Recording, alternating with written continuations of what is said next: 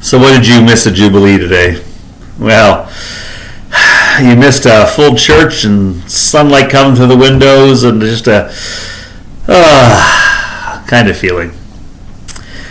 You missed some really good music and some awkward music, but we picked the awkward music for a reason. You missed us announcing that Greg Daly has been accepted for ordination in the United Church of Canada.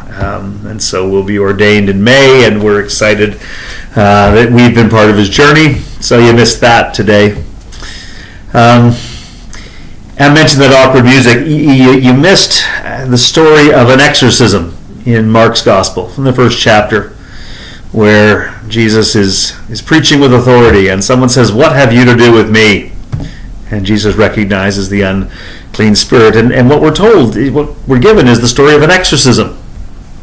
And of course, we scientific modern people, we're not crazy about such stories, demons and convulsing, and we skip over that. Same ways we skip over awkward hymns. In fact, we have an awkward hymn called "Silent, Frenzied, Unclean Spirit." It's in the Voices United. But today we sang it because we decided not to avoid the awkward.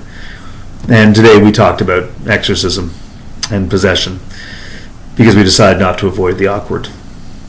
And I even imagined what would happen if Jesus arrived at a church like Jubilee today. And we asked, "What have you to do with us?" And so we began to talk about possession in a different way, not a Hollywood head-spinning kind of horror way. But what is it you think about when you go to bed at night? What is it you're thinking about when you wake up in the morning? What do you think about when you're driving to work? I imagine Jesus asking us those questions, and everybody having different answers. Some of us think about perfection. Some of us think about competition. I need to be better than. Some of us feel the world is on our shoulders. All of us seem to be possessed by one thing or another. Some of it good, some of it not so good. But Jesus asks, why not be possessed by me? You see, the things that possess us are the things that define us.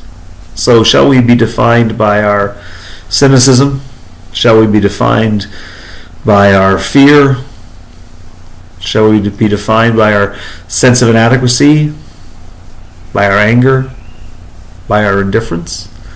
Or are we prepared to let go of some of those things and allow God's love to define us? That sense of our belonging to God and our belonging to each other. What if we let that define us? What if that possessed us? So I imagined an exorcism for all of those present in church on that special day, in which Jesus invites us to let go and be possessed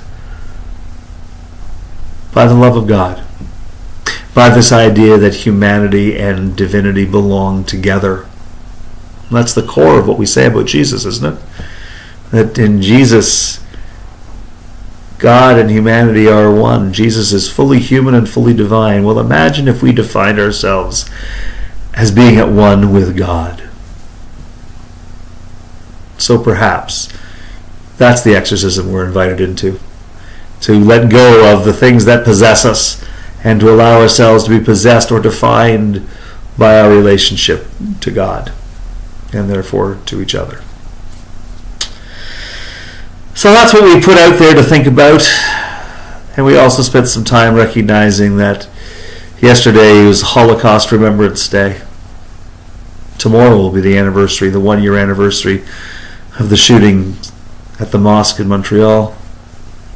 And we wondered about this violence and hatred and intolerance that possesses our communities, our world sometimes, and even possesses us. And we prayed together about how we let go of that violence and that hatred. We wondered together about celebrities and politicians falling from grace and our relationship to each other, men and women, and power differentials and dynamics, and how we let go of the desire to be fascinated by celebrity and instead focus on what really goes on in our lives. How our relationships in families and where we work and where we go to church, how those impact everybody. Those who come, those who observe, those who are overlooked, those who are harassed. How do we overcome that power dynamic that we might share and be compassionate together?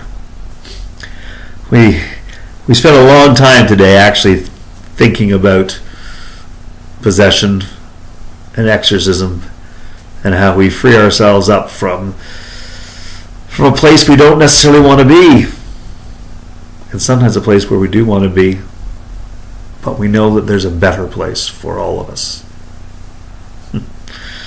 Yeah, that's what we talked about at Jubilee today.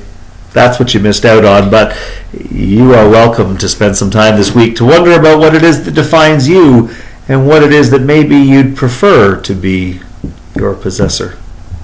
Maybe there's an exorcism in your future too. And maybe, just maybe, we'll get to see you soon, because we sure would like to. It's better when you're here. Till we get to see you. God bless.